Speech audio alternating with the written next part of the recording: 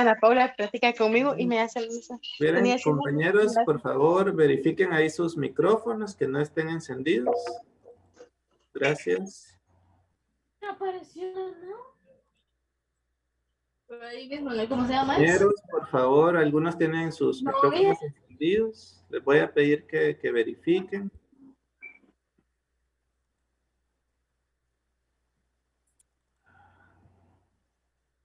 Y miren, compañeros, aquí sale quién está haciendo esas bromas, escribiendo ahí sobre la presentación y se está quedando grabado. Entonces yo les pido, por favor, ¿verdad? Que lo voy a tomar ahorita como una broma de ustedes, que estoy viendo quién está haciendo eso, ¿verdad? Pero les voy a pedir, pues, que tengamos un poquito más de educación. Ahorita Alexander está ahí rayando la pantalla, entonces no les pido ahí, por favor, ¿verdad? Compañeros. aquí también. Muchachos, por favor, estamos en clases. ¿Están en clases o están en otras cosas? Mejor desconéctense.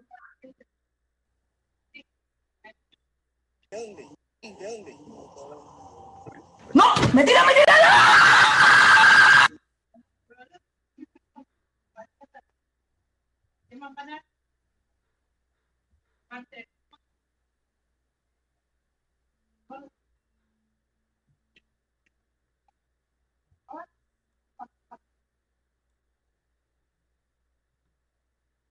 Juan Carlos,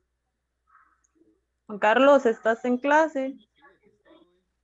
¿Podrías escribir en el grupo de WhatsApp que por favor los que están ahí haciendo relajo que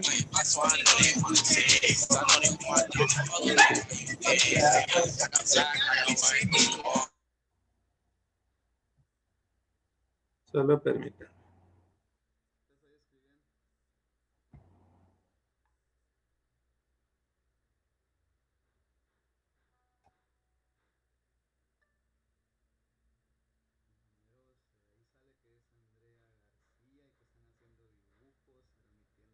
Sí.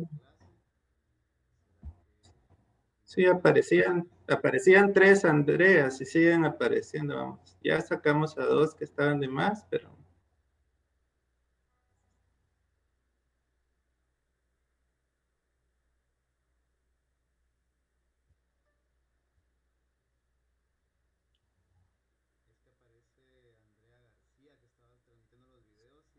Sí. Ajá, sí, saqué a esos usuarios, pero vamos a... Sí, aparecían duplicados. Aparecía Andrea como 3 veces, ¿verdad? Y aparecían los otros usuarios sin la foto.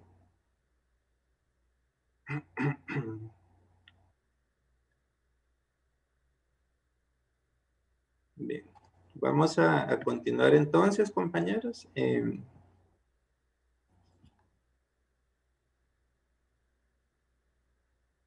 Bien, como les decía anteriormente, pues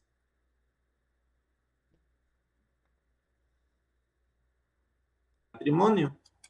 En ese sentido decíamos que son 4, aunque el título doctrinario es funcionarios que lo pueden autorizar, hacíamos la referencia que un notario y que un ministro de culto en realidad no son funcionarios, ¿verdad? Que los únicos funcionarios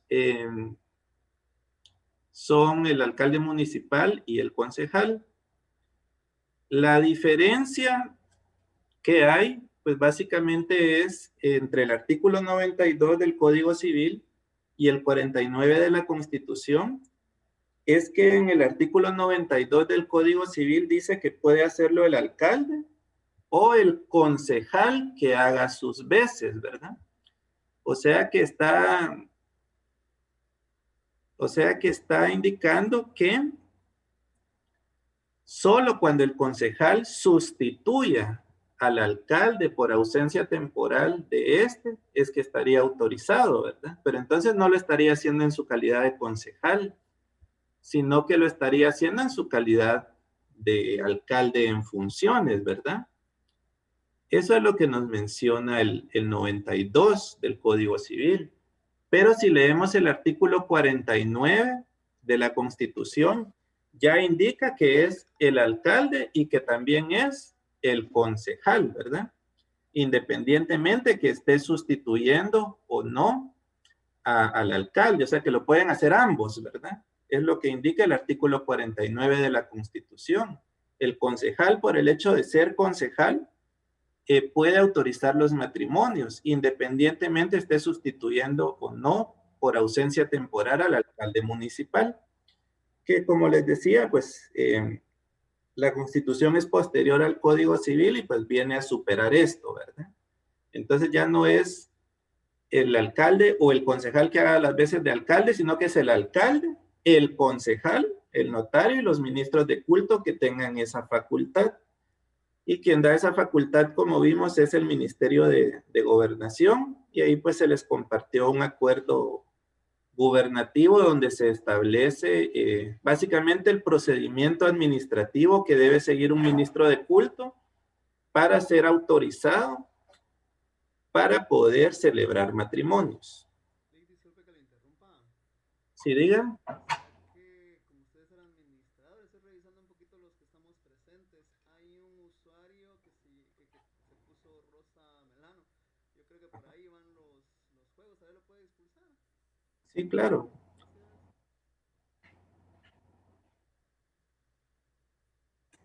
Gracias ahí, compañeros, por su apoyo.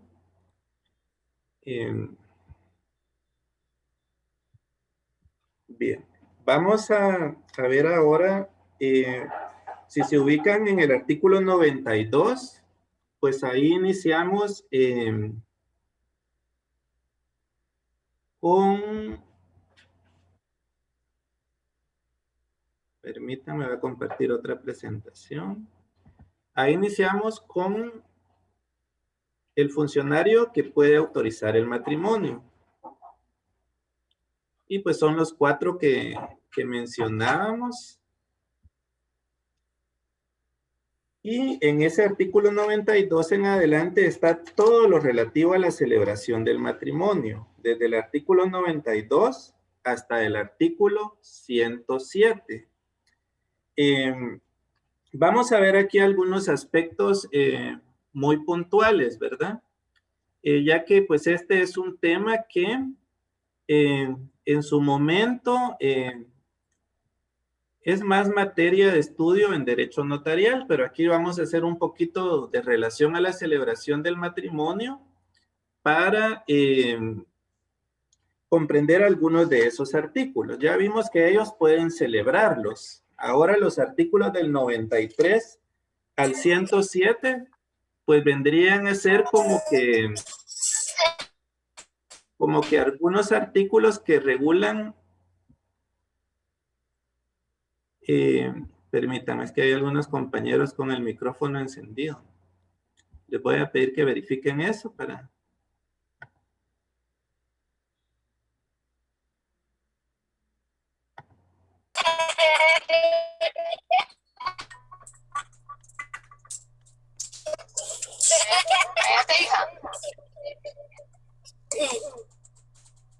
Me chupa 3 pingos. Sabemos quién, que lo más probable es que esté usando una app para meter ese tipo de audios en la clase. Vamos a estar buscando qué compañero es el que está haciendo eso y ahí sí vamos a obrar, ¿verdad? Con todo el peso que sea necesario, porque sí es una falta de respeto para los compañeros que se están haciendo el tiempo para tomar la clase. Un buen plan, dejen de hacerlo.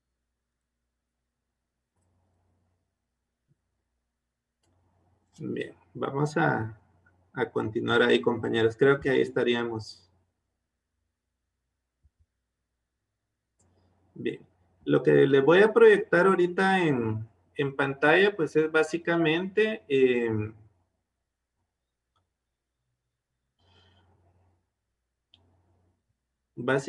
sería, fíjense que me siguen apareciendo aquí personas que quieren ingresar. Entonces,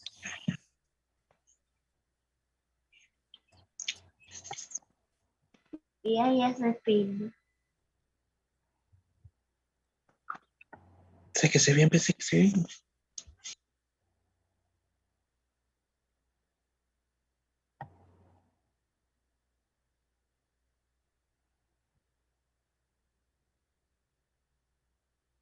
Bien. Entonces, como les decía, al celebrar un matrimonio, cualquiera de estos funcionarios debe observar, pues, ciertos artículos. Entre ellos, pues, yo coloqué acá en una pequeña tablita donde tenemos lo que hemos denominado algunas obligaciones previas, simultáneas y posteriores que tienen estos estos funcionarios al momento de celebrar un matrimonio. A nosotros, pues, nos interesa más lo relacionado con el notario, ¿verdad? Sin embargo, pues vamos a aprovechar también para ver respecto a los demás funcionarios. Bien, habemos ahorita 44 personas en la reunión. Creo que ya no voy a seguir ahí admitiendo a los que aparecen porque nos está dando ahí bastante atraso, ¿verdad? Si hubiese alguien que quisiera ingresar, de repente puede ahí indicarnos en el chat, ¿verdad? Para que se le pueda dar el acceso en el chat de WhatsApp, por favor. Porque ahorita me está pidiendo acceso a alguien que solo aparece como iPhone y no sabemos ahí qué estudiante es. Entonces, de repente, si es algún compañero, pues que nos haga favor de indicar ahí en el chat para no provocar más atrasos. Gracias, muy amable. Bien. Entonces, acá tenemos el caso de... El caso del matrimonio. Este podría ser un matrimonio, pues, común y corriente, podríamos decir, ¿verdad? Es un matrimonio normal, el típico que se va a dar, ¿verdad? Entonces, en ese caso, pues, las obligaciones previas que tienen estos funcionarios para poder celebrarlo es únicamente, pues, un documento de identificación. Con este se va a probar la identidad de esas personas, ¿verdad? Que en Guatemala, pues el documento de identificación, como sabemos, es el DPI, según la ley del RENAP. Con ello probamos entonces la identidad de una persona. Si se tratara de un extranjero que se va a casar acá en Guatemala, pues los extranjeros, de conformidad con el Código de Migración, se identifican acá con su pasaporte, ¿verdad? Una certificación de nacimiento, pues en el caso de los guatemaltecos,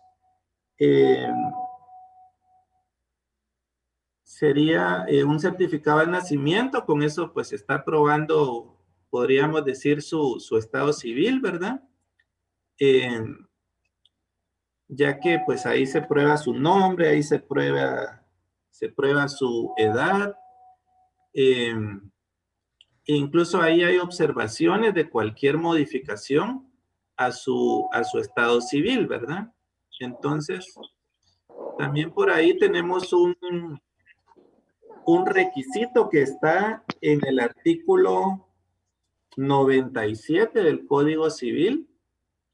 Ese artículo 97 se refiere a una constancia médica. Si se pueden ubicar en ese artículo, se refiere a la constancia de sanidad obligatoria para ambos contrayentes. Dice que es extendida en los centros de atención médica públicos o por un médico activo, haciendo constar que la persona examinada no padece enfermedad contagiosa, incurable, perjudicial al otro cónyuge o a la descendencia, y que no tiene defectos físicos que imposibiliten la procreación. Esto es pues obligatorio pero establece una excepción el artículo 97, que indica: no están obligados a presentar certificado de sanidad las personas que residan en lugares en que se carece de médico y cirujano colegiado activo o centros de atención pública, que ya pues serían muy pocos los lugares en Guatemala actualmente en esa situación, y quienes hubieran ya tenido relaciones de hecho que hagan innecesario dicho certificado, es decir,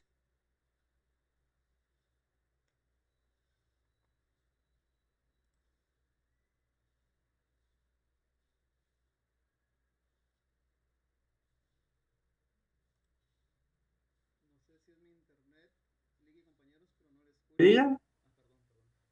No, es que no la escuché, se quedó en mudo por un buen rato. Ah, Ya regresó. gracias. Como les decía, la constancia médica es obligatoria, que la pidan antes de casar, para ambos contrayentes, ¿verdad? Excepto, no es obligatoria cuando ya los contrayentes dice que hubieran tenido relaciones de hecho, que hagan innecesario dicho certificado, ¿verdad? Como sucede casi que en la mayoría de los casos, ¿verdad? Entonces, en esas situaciones, muchas veces las personas pues ya tienen una vida sexual activa antes de casarse, entonces ya no tendría sentido que si ahora se van a casar estén pidiéndose la constancia médica, ¿verdad? O personas que ya vivían juntos y después deciden casarse, ¿verdad?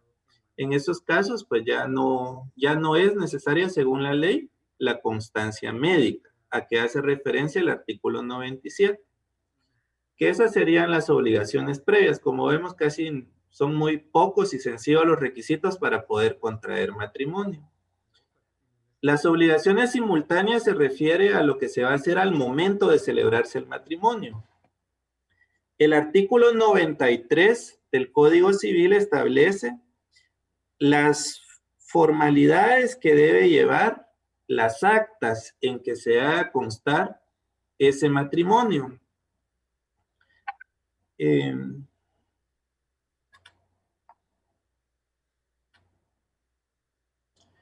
Dentro de eso vemos que el artículo 93 establece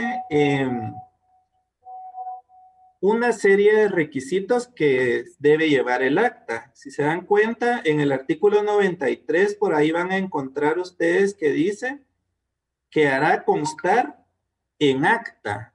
A esa palabra que dice acta es muy importante que la subrayen, porque de esa forma se debe hacer constar el matrimonio. Por ello es que si quien lo va a celebrar es un notario, pues obviamente el notario lo que va a hacer es un acta notarial.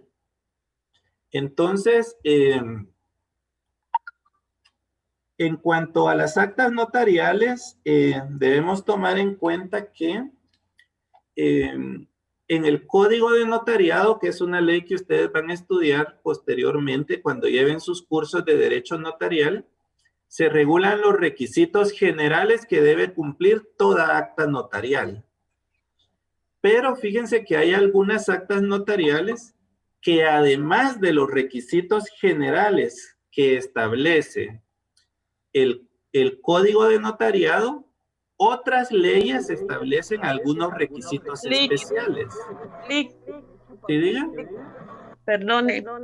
Mire, yo estoy bien molesta por lo que hay en el chat y no sé si usted podría crear otro link y volver a empezar la clase, no sé, porque la verdad todo eso está como que hay alguna persona intervenir. Si gustan, en este momento les voy a mandar otro link. Oye, por favor, Lick, bueno, por favor. Licenciado, ¿no?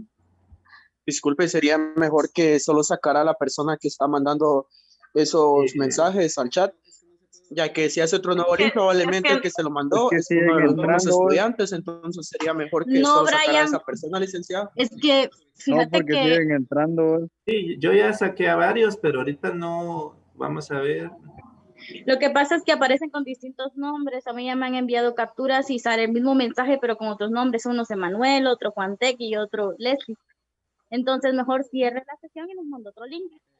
Bueno, vamos a hacer eso mejor, ¿eh? Vale.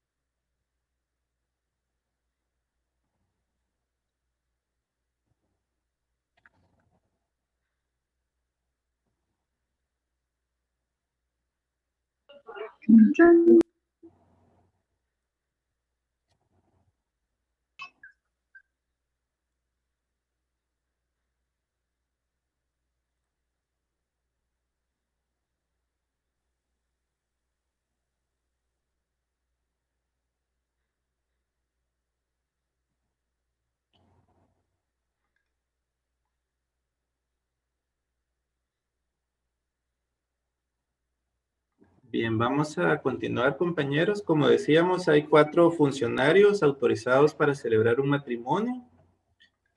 Dentro de las obligaciones simultáneas que estos deben cumplir al celebrar el mismo, en el caso del notario, todos deben hacerlo en acta. Pero para el caso del notario, debe hacerlo en un acta notarial. Yo les hacía referencia para que lo tomen en cuenta, porque lo van a ver más adelante en Derecho Notarial, que ustedes van a estudiar las actas notariales.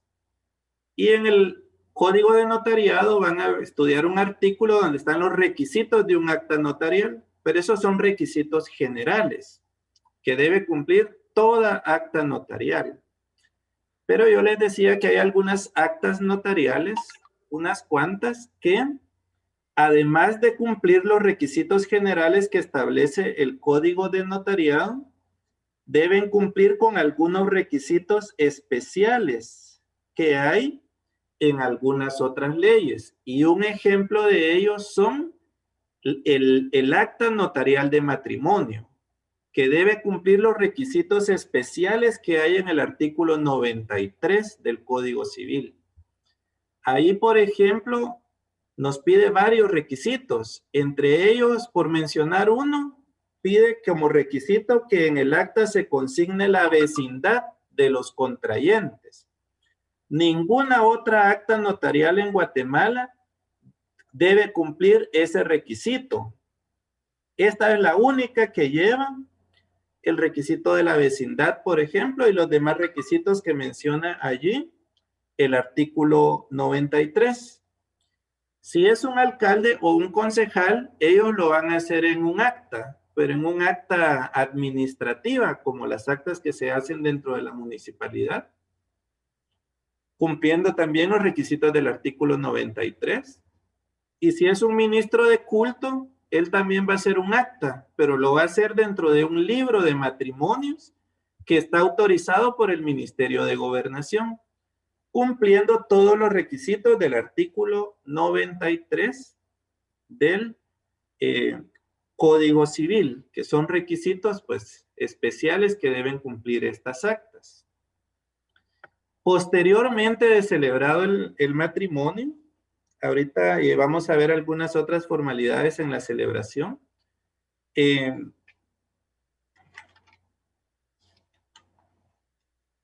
O lo vamos a ver de una vez mejor para ir en orden. El artículo 99 se refiere a la ceremonia de la celebración y nos indica que estando presentes los contrayentes, se procederá el funcionario que deba autorizar el matrimonio a dar lectura a los artículos 78 y del 108 al 112 de este código.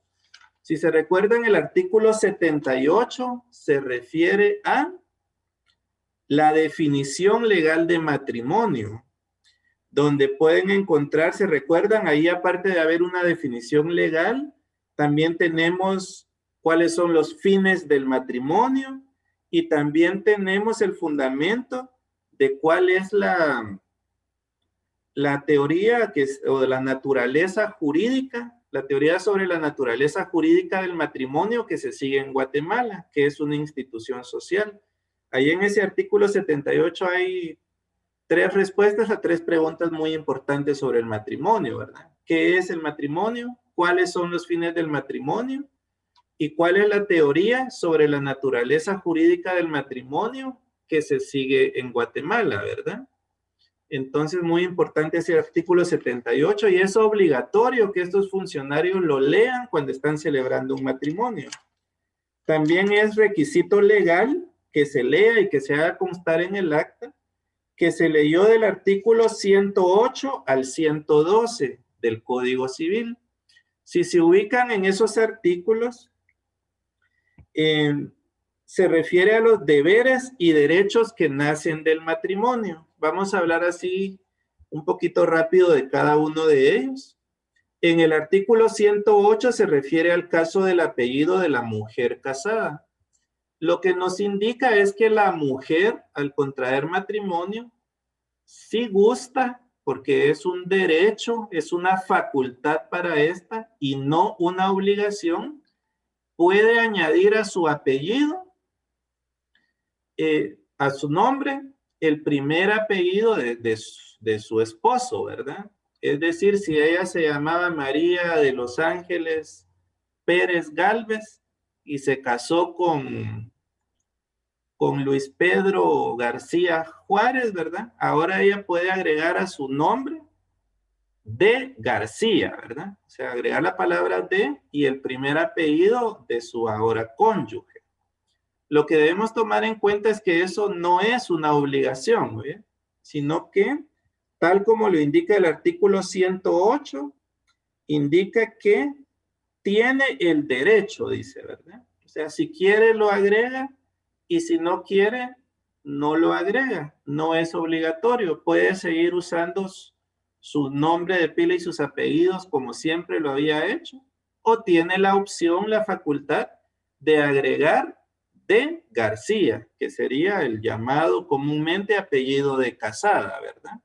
Ese es un derecho que nace del matrimonio, ¿verdad? Más no una obligación.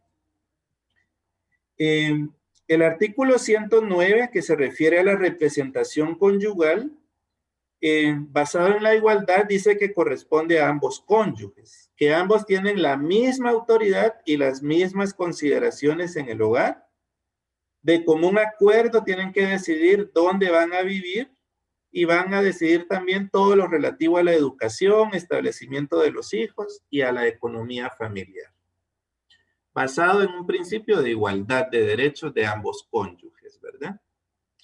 El 110 se refiere a que el marido debe protección y asistencia a su mujer y que está obligado a suministrar todo lo necesario para el sostenimiento del hogar, pero indica que es de acuerdo con sus posibilidades económicas. Pero si ven el artículo 111, dice que también es obligación de la mujer contribuir equitativamente al sostenimiento del hogar. Sigue basándose en esa igualdad de derechos y obligaciones entre ambos cónyuges. También el segundo párrafo del 110 nos dice que ambos tienen la obligación de atender y cuidar a los hijos durante la minoría de edad de estos. Por último, el 112 nos indica que los derechos de la mujer sobre los ingresos del marido, que tiene un derecho preferente sobre el sueldo, salarios o ingresos del marido, por las cantidades que correspondan para alimentos de ella y de sus hijos menores. O sea, de los ingresos del marido, pues los gastos, el orden en que se deben hacer los gastos es primero alimentos del cónyuge y de los hijos y después otros rubros, ¿verdad? Ese es un derecho que otorga ahí el artículo 112. Esos son los derechos principales, los deberes y derechos principales que nacen del matrimonio, los más importantes. Hay una serie más de derechos y obligaciones que están dispersos en todo el Código Civil, pero estos son los más importantes y son los que de conformidad al artículo 99, junto con el artículo 78, se deben leer obligatoriamente al celebrarse el matrimonio. Regresando al artículo 99, dice que se va a recibir de cada uno de los cónyuges su consentimiento expreso de tomarse respectivamente como marido y mujer, y esto es que se les pregunta y ellos dicen que sí, y además tienen que firmar el acta, ¿verdad? De esa forma se obtiene el consentimiento, con la firma del acta, porque es un consentimiento expreso. Y se les va a declarar unidos en matrimonio.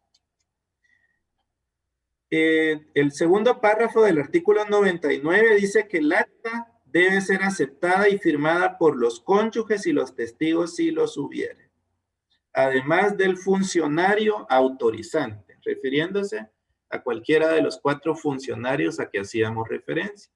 Y todo esto que menciona ahí el artículo 99 se hace constar en el acta de matrimonio, ¿verdad? Al momento de celebrarse, que va a ser firmada por ambos contrayentes. Una vez celebrado, hay ciertas obligaciones posteriores para los funcionarios que autorizaron el matrimonio. Una la tenemos en el artículo 100. Se llama constancia del acto. Una vez efectuado el matrimonio, el funcionario que lo autorice entregará inmediatamente una constancia del acto. Entonces, es una simple constancia, ¿verdad? Donde hace constar que en tal fecha, lugar y hora se autorizó el matrimonio civil de tales personas. Y se hace constar, firmado y sellado por el funcionario. Esto, y lo tiene que entregar en el acto, ¿verdad? Inmediatamente, dice el artículo 100. Esto solo va a servir para que esas personas acrediten que contrajeron matrimonio, en lo que el funcionario cumple otra obligación posterior, que es inscribir el matrimonio en el registro civil de las personas, ¿eh? Solo para eso. Entonces, sería como una constancia temporal, ¿verdad? En lo que se inscribe el matrimonio en el registro civil, puesto que si una vez inscrito, que hay 30 días, como vamos a ver más adelante, ya si las personas quieren probar que están casadas, pues ya no van a ir con el funcionario que autorizó el matrimonio, van a ir a una sede del registro civil de las personas del RENAP y van a pedir que les extiendan una certificación de matrimonio, ¿verdad? Y de esa forma acreditan que están casados. Esta constancia entonces solo sirve, por decir así, por ese tiempo, ¿verdad? En lo que va a tardar el funcionario en inscribir el matrimonio en el registro civil, que de conformidad con la ley son 30 días. Para que se inscriba ese matrimonio en el registro civil es la segunda obligación posterior. El notario o el ministro de culto tienen que dar un aviso circunstanciado al registro civil de las personas del RENAP, de conformidad con el artículo 100. ¿Se dan cuenta? Dice que se enviará a la oficina de... Aquí nos habla de la oficina del registro de cédula de vecindad, dice, dentro de los 15 días siguientes a la celebración de dicho acto para que se hagan las anotaciones correspondientes. Ya no existe ese registro de cédulas, eso existía antes en las municipalidades. Ahora se envía pues al RENAP. Y fíjense que ahí el artículo 100 dice que son 15 días, ya lo ubicaron.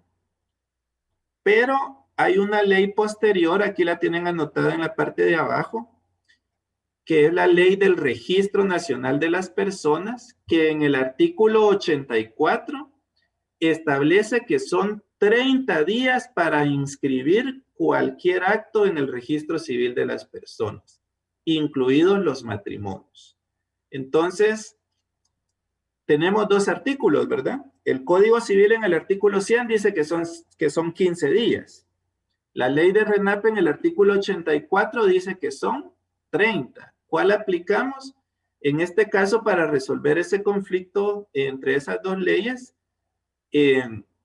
vamos a aplicar la ley especial, que sería la ley del RENAP, y la ley posterior, que también es la ley del RENAP, porque el Código Civil data de 1963, y la ley del RENAP data del año 2005, ¿verdad? Es una ley posterior. Entonces, debemos tomar en cuenta esa situación, ¿verdad? Ya no son los 15 días del artículo 100, sino que son los 30 días del artículo 84 de la ley del RENAP. Ahora, si es un alcalde o concejal, no da un aviso circunstanciado. Eso solo el notario y el ministro de culto. Si es un alcalde o un concejal, lo que tiene que enviar a RENAP es una copia certificada del acta, también dentro de los 30 días para que se inscriba. El artículo 100 también menciona una obligación posterior que ya no es aplicable, por eso no la anoté en la tabla, que dice que también va a razonar las cédulas de vecindad. Eso se hacía antes, ¿verdad? Que les pedían las cédulas de vecindad a los contrayentes y anotaban una razón que habían contraído matrimonio. Pero ese documento de identificación pues ya no está vigente, ¿verdad? Entonces, eso sería básicamente la celebración de un matrimonio normal, ¿verdad? O común. Pero también dentro del Código Civil tenemos una serie de artículos que se refieren a ciertos matrimonios especiales. Dentro de ellos podemos mencionar, bueno, solo voy a contestar aquí la pregunta del compañero. Dice que si el notario no da aviso al registro dentro de los 30 días, eso era, no un mes, porque no se computa de la misma forma un plazo por días que un plazo por meses. Ahí lo van a ver en su momento, o lo pueden ver en el artículo 45 de la ley del organismo judicial. Si no lo inscriben los 30 días, lo pueden inscribir después. Solo que la inscripción allí ya se considera extemporánea, ¿verdad? Y deben pagar una multa, que es una multa de 25 quetzales. Fíjense que la ley del RENAP establece que todo hecho o acto que sea inscribible en el registro civil de las personas es imprescriptible. Las inscripciones nunca van a prescribir, ¿verdad? Y pueden inscribirse en cualquier momento. La diferencia es que si no se inscriben dentro del plazo legal, después deben hacerse en forma extemporánea y pagar una multa. Y si ya ha transcurrido demasiado tiempo, tienen que hacer un trámite de jurisdicción voluntaria que se llama inscripción extemporánea de partida de matrimonio. Es un trámite de jurisdicción voluntaria que se puede hacer ante un notario o se puede hacer ante un juez, que es el tema que están Ese tema lo están viendo ahorita, por ejemplo, los del 9º semestre, ¿verdad? Las inscripciones extemporáneas de partidas. Pero esta es cuando ha pasado demasiado tiempo, ¿verdad? Cuando el tiempo es relativamente corto, se hace una inscripción administrativa normal, solo que se debe cumplir el requisito de pagar una multa, ¿verdad? Pero nunca va a prescribir ese derecho a inscribirlo. De hecho, hay muchos matrimonios que ahora no aparecen inscritos, ¿verdad? Y es común decir a algunas personas, tal vez ustedes conocen algunos, porque es algo que ha pasado con ese descontrol que había antes en los registros civiles, que no aparece inscrito su matrimonio y dicen que son solteros, ¿verdad? Que bueno, porque nunca se casaron, pero no es así, ¿verdad? Porque fíjense que el matrimonio nace a la vida jurídica con su celebración, no con su inscripción, ¿verdad? El matrimonio subsiste aunque no esté inscrito, ¿verdad? Por eso se dice que es un acto constitutivo, no es un acto declarativo, ¿verdad? El hecho que no esté inscrito no quiere decir que no estén casados, ¿verdad? Porque nació a la vida jurídica desde el momento que se celebra, no desde el momento que se inscribe. Y si no se inscribió, pues solo falta suplir ese defecto y es inscribirlo, porque el derecho a inscribirlo nunca va a prescribir, ¿verdad? Ahora, además de este matrimonio normal o común y corriente, ¿verdad? Tenemos en el Código Civil ciertos artículos que se refieren a los llamados matrimonios especiales. Uno de ellos, se los voy a anotar por acá, lo pueden ver ahí en pantalla, es el caso del contrayente que fue casado. Eso lo pueden ubicar en el artículo 95 del Código Civil. Aquí, pues, además de los mismos requisitos que ya hablamos, que son los que aparecen ahí en negro, se debe cumplir unas obligaciones previas adicionalmente, ¿verdad?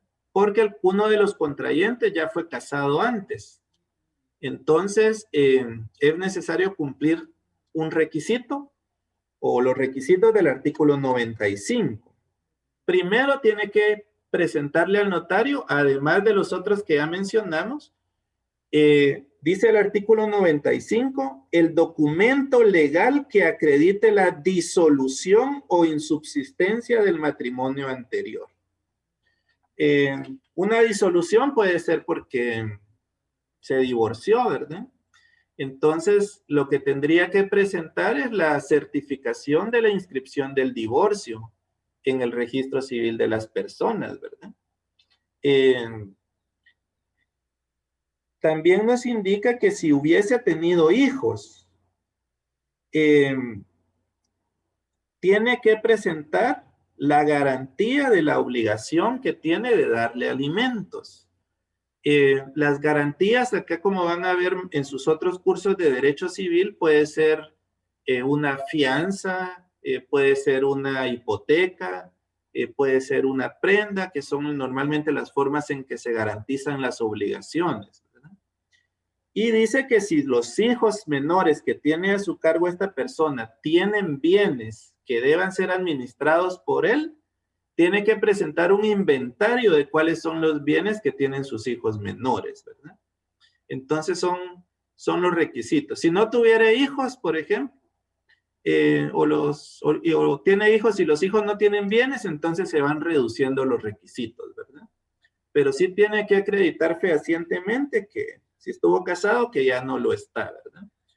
Y pues la forma de disolver el matrimonio es por el divorcio. Una certificación de la inscripción del divorcio. También podría ser que quedó viudo, ¿verdad? Entonces tendría él que presentar la certificación de defunción de su cónyuge, pues que ya falleció, ¿verdad? Y al fallecer, pues automáticamente el cónyuge sobreviviente queda en libertad de estado para contraer un nuevo matrimonio, ¿verdad? Entonces, dependiendo cada caso, así sería la forma de acreditar que está en libertad de estado. Por eso es que este se considera un matrimonio especial según la doctrina, ¿verdad? Porque vamos a necesitar requisitos adicionales a los de uno normal o común y corriente. Y son los del artículo 95. Otro de los matrimonios especiales son el matrimonio de un guatemalteco con un extranjero. Es decir, uno de los contrayentes es guatemalteco y el otro es extranjero. A eso se refiere el artículo 96 del Código Civil. Aquí tenemos que cumplir los mismos requisitos que ya vimos para un matrimonio normal o común, pero adicionalmente tenemos que cumplir los requisitos especiales que establece el artículo 96. Es tanto para un contrayente extranjero o un guatemalteco naturalizado. O sea, aunque ese extranjero ya haya adquirido la nacionalidad guatemalteca por naturalización, siempre debe cumplir con esos requisitos.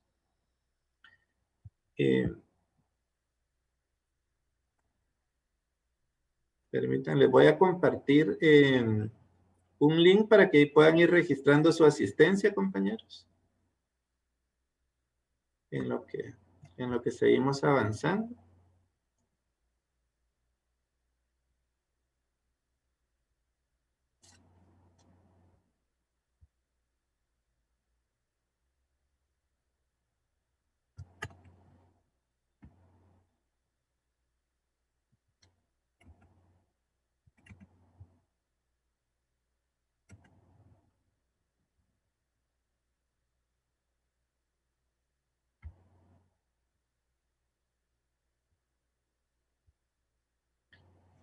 Bien, pueden ver ahí.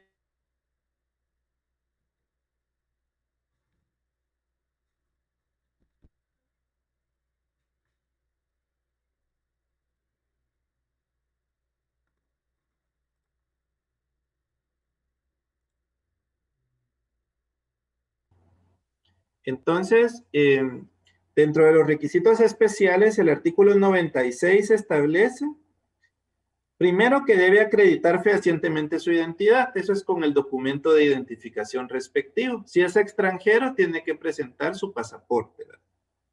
Y también su libertad de estado.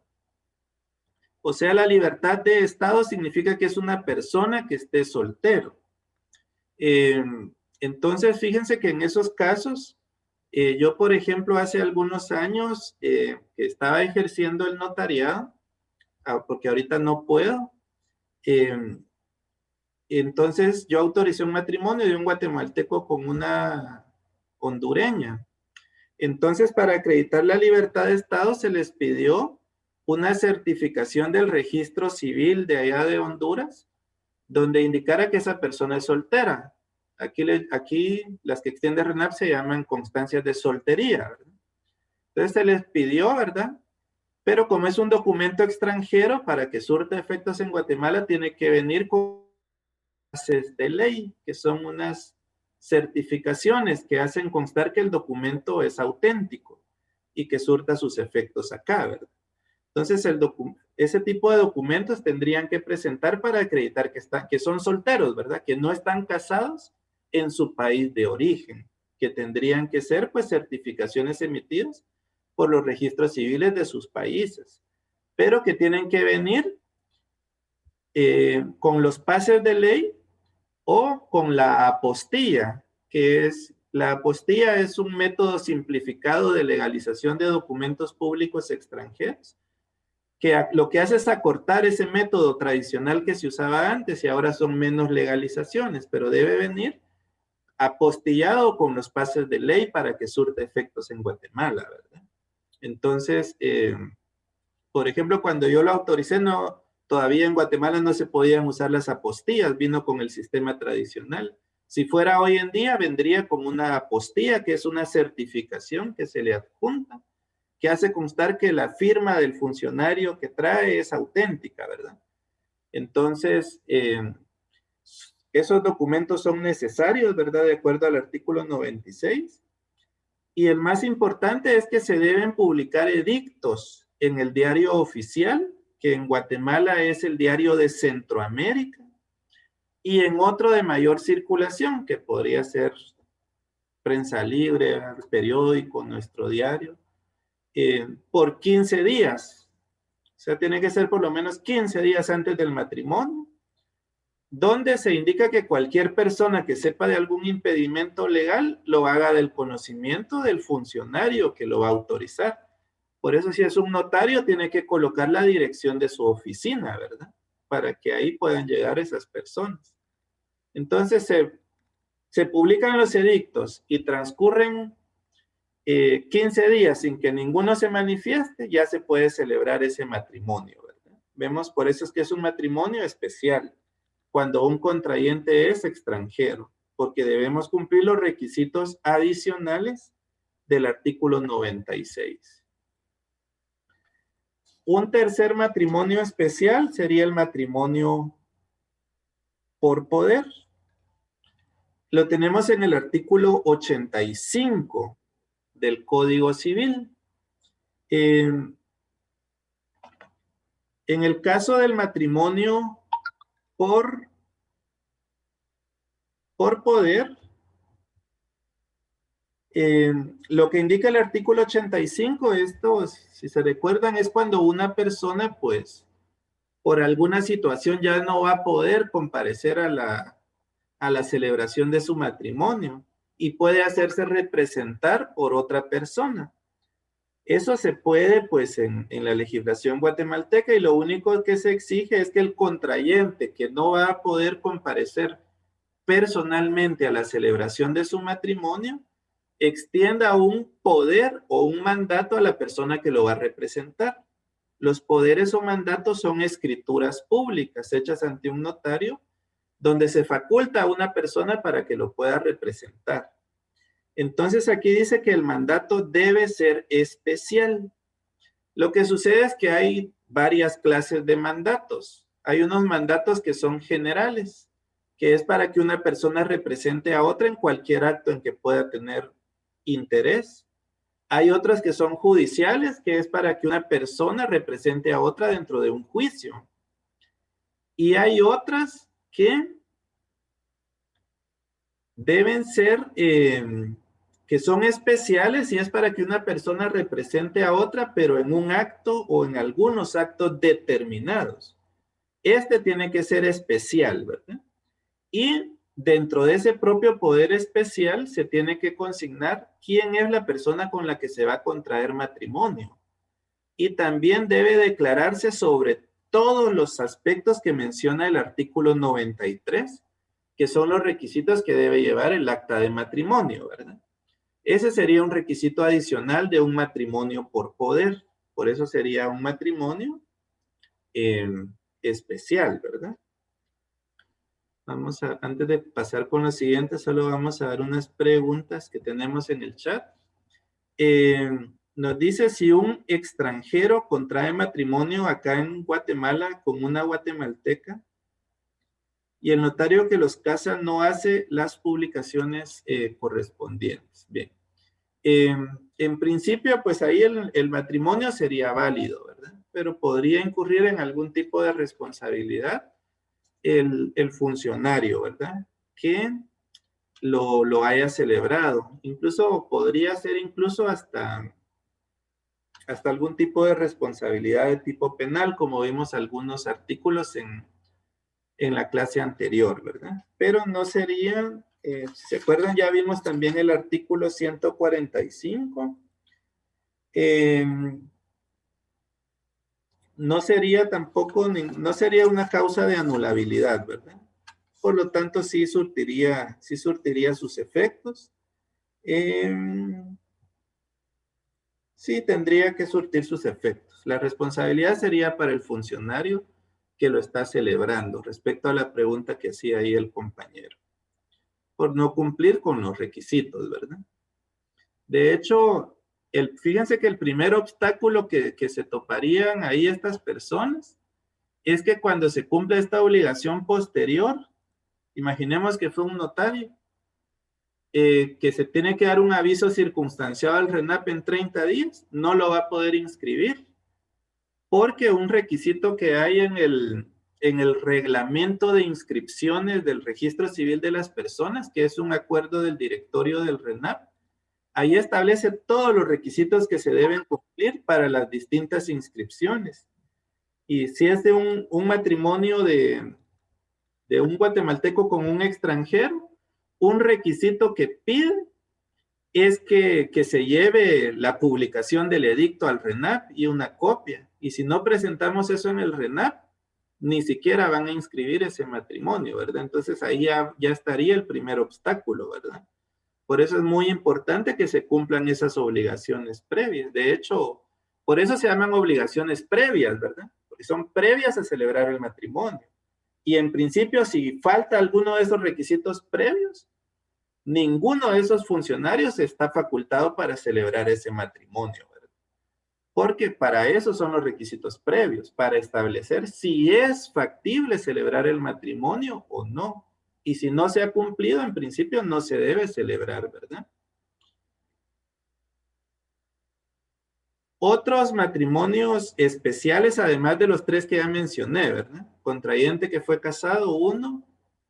Contrayente extranjero, 2. Por poder, 3. Tenemos uno que es el matrimonio celebrado fuera de la República. Ese lo tenemos en el artículo 86. En principio, pues si el matrimonio se va a celebrar fuera de la República, deben cumplirse los requisitos que establecen las leyes de ese otro país donde se va a celebrar, ¿verdad? Eso es definitivamente, por eso es que ahí, pues no van a aplicar los requisitos previos, simultáneos y posteriores del Código Civil, aunque un contrayente o ambos contrayentes fueran guatemaltecos, ¿verdad? Puesto que al estarse casando en otro país, deben cumplir los requisitos y con las normativas o leyes de ese otro país, ¿verdad? Sin embargo, lo que establece el artículo 86 es que van a producir todos sus efectos en la República. Y para ello, pues también puede inscribirse ese matrimonio acá en Guatemala o puede inscribirse en las embajadas o consulados que hay en los países, ¿verdad? En el extranjero. Entonces, se puede inscribir y también va a surtir todos sus efectos legales en Guatemala. Obviamente, los requisitos para su celebración son los que establezcan las leyes del país donde se está celebrando. Y también va a ser válido aquí en Guatemala. Siempre y cuando, como dice el artículo 86, no medie un impedimento absoluto para contraerla por alguna de las causas que determina este código, que es lo que vimos en clases anteriores respecto a los impedimentos absolutos o dirimentes para contraer matrimonio. Otro matrimonio especial es el llamado matrimonio en artículo de muerte. Ese lo tenemos en el artículo 105 del Código Civil y dice que en caso de enfermedad grave de uno o de ambos contrayentes, puede ser autorizado el matrimonio sin observarse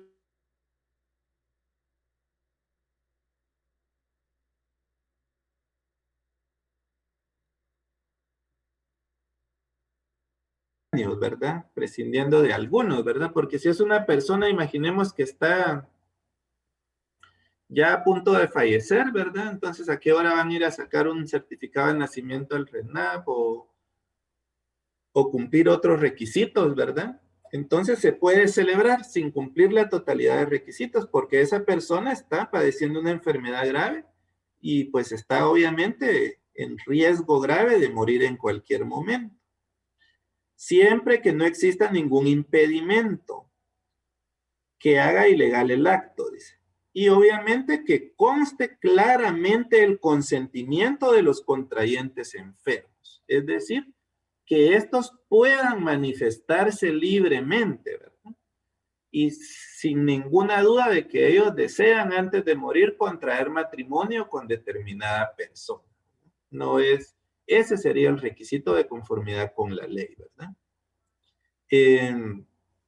Rico, una pregunta. Buenas noches a todos. Disculpe. Buenas noches. Diga. Si esta persona, por ejemplo, logra vivir, ya no muere, pues, y ya lograron casarlos, ¿vale ese casamiento siempre? Sí, así es. Sería válido porque él manifestó su consentimiento, ¿verdad? De querer casarse con esa persona, ¿verdad? Entonces no habría, ¿verdad? Subsistiría, ¿verdad? Otro caso que tenemos es el matrimonio militar, que está en el artículo 107. Se refiere a militares y demás individuos pertenecientes al ejército. Pero aquí está lo importante, miren, que se hallen en campaña o en una plaza sitiada, un lugar donde no puedan salir. Entonces, pueden contraer matrimonio ante el jefe del cuerpo de la plaza, siempre que no tengan ningún impedimento notario que imposibilite la unión. Estarían estas personas facultadas para poder celebrarlo. Pero indica que 15 días después de terminada la campaña o levantado el sitio, se enviará el acta original del matrimonio al registro civil que corresponda para su inscripción. Serían entonces otro caso excepcional, ¿verdad? O sea, si un militar se va a casar, él cumple todos los requisitos con un matrimonio común, ¿verdad? Esto aplica cuando están en campaña o en una plaza sitiada, ¿verdad? Y que no tienen acceso a poder celebrar el matrimonio normalmente como sería en otros casos, ¿verdad? Entonces tenemos ahí como 6 ejemplos de llamados matrimonios especiales para que tomen en cuenta esos 6 artículos también. Otro artículo importante es el 103 que dice que todos los días y horas son hábiles para la celebración del matrimonio. O sea, se pueden casar las personas cualquier día y a cualquier hora, ¿verdad? Y eso, pues, fecha y hora son requisitos que se hacen constar en el acta de su celebración. Entonces, no hay límite, ¿verdad? No solo puede ser en días hábiles o en horarios hábiles, sino en cualquier momento. Bien. Con ello, terminamos de ver esa parte del matrimonio, aunque vamos a empezar a ver otro tema hoy, aprovechando que hay unos minutos.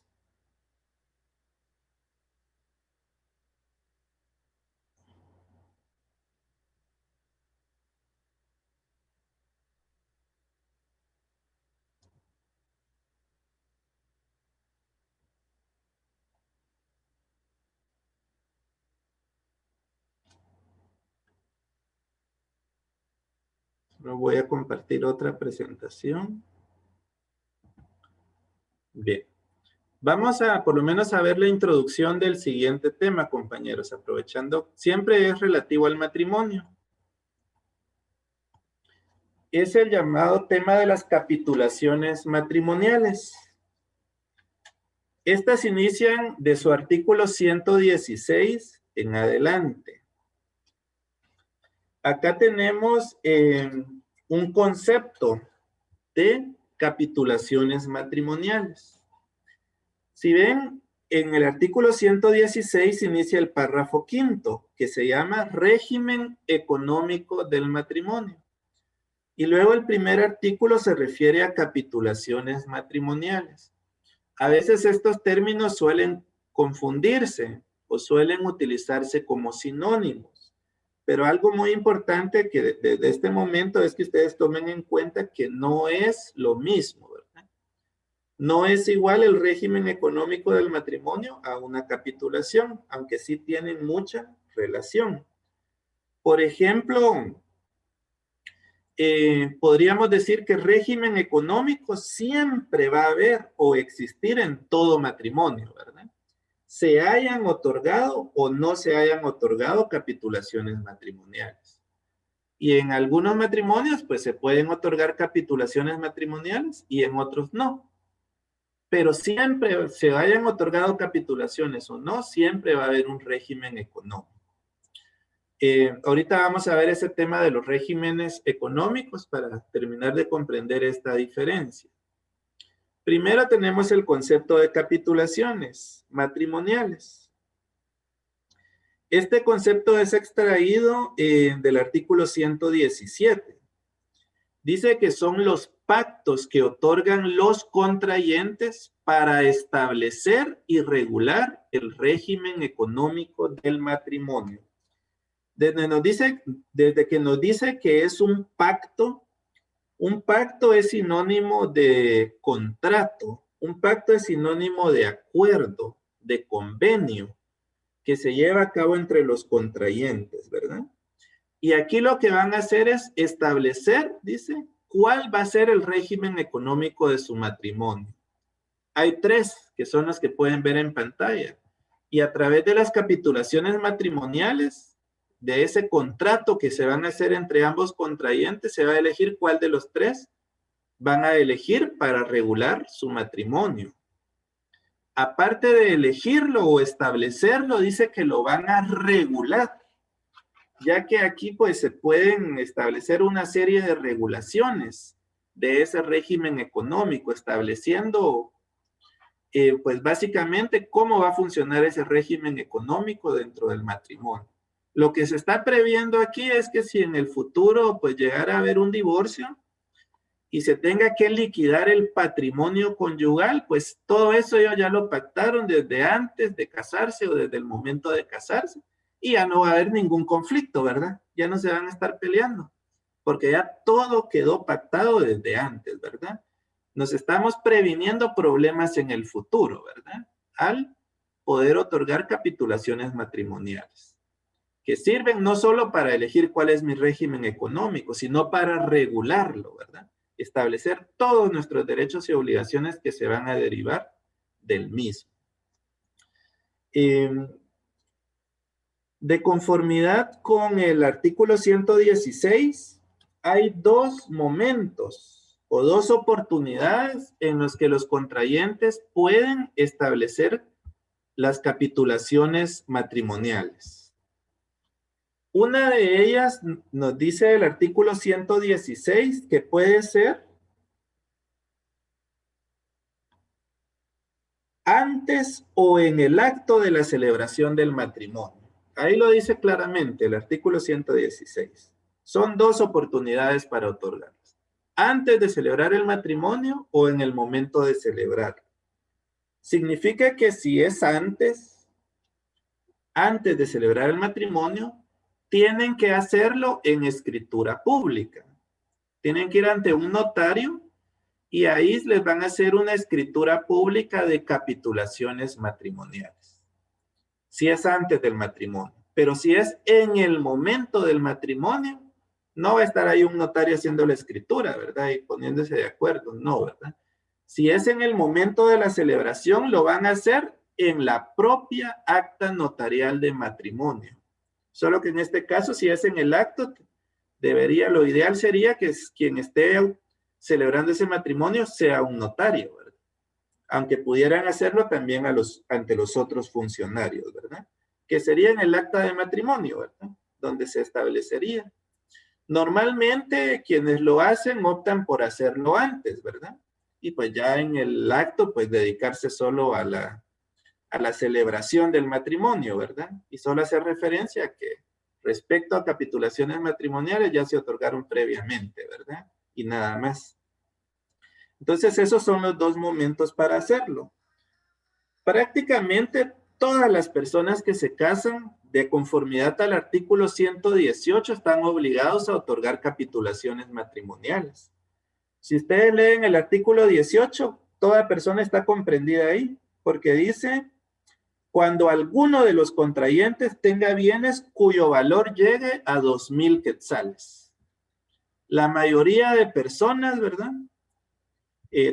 Dentro de su patrimonio hay bienes que llegan a 2,000 quetzales, ¿verdad? Entonces, todas las personas están obligadas. Miren el numeral 2. Si alguno de los contrayentes ejerce profesión u oficio que le produzca una renta mayor a 200 quetzales al mes, o sea, la mayoría de personas, ¿verdad?